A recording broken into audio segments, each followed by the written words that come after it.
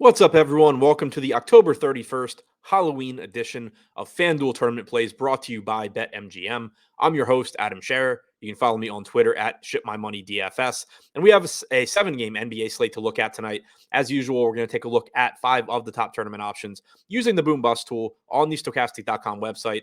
But first, be sure to take advantage of the BetMGM no-brainer bet. All you have to do is click the link in the description below, place a $10 bet on any NBA pregame money line, and when someone hits a three-pointer in that game, if someone hits a three-pointer in that game, but they will, you win $200 in free bets from BetMGM. This is as easy or as close to free money as you're going to find. Not available for residents of New York, Pennsylvania, Mississippi, or Ontario. But other than that, if you can bet on BetMGM, be sure to click the link below and take advantage of this offer. Now, looking at the top 5 tournament options as things currently stand on FanDuel, number 5, Jarred Vanderbilt. $5,700 price tag with power forward eligibility. Vanderbilt has averaged 1.11 FanDuel points per minute this season. He's projected for 8% ownership with a 15% chance of being in the optimal lineup. There is some volatility in Vanderbilt's playing time. For one, he is relatively foul prone, so he can lose minutes that way. And for two, if the Jazz are playing from behind late in the game, Vanderbilt will likely find himself on the bench while scorers like Malik Beasley take his spot in the lineup. But if he does avoid foul trouble and if Utah is winning, you can see Vanderbilt play into the upper 20s. He's not projected for much ownership, so I don't mind that volatility. Number 4, Monte Morris, $5,000, point guard only. The Washington Wizards are once again without the line, right?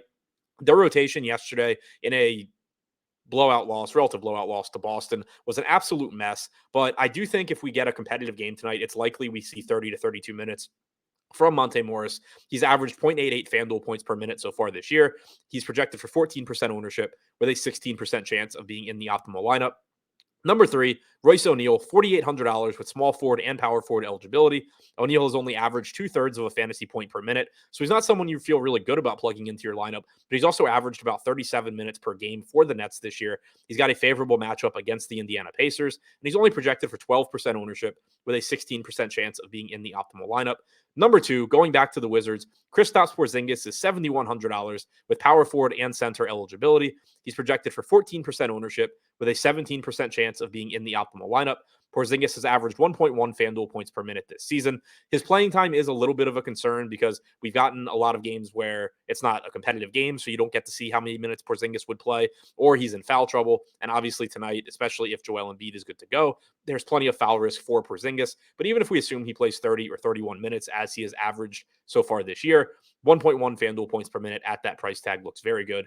And number 1, Pascal Siakam, $9,400 salary with power forward and center eligibility. Siakam has averaged 1.29 FanDuel points per minute so far this season. He's also averaging 38 minutes per game. He's projected for 23% ownership with a 24% chance of being in the optimal lineup. So to recap, the top 5 tournament options on FanDuel: number 5, Jarred Vanderbilt; number 4, Monte Morris; number 3, Royce O'Neal; number 2, Kristaps Porzingis; and number 1, Pascal Siakam.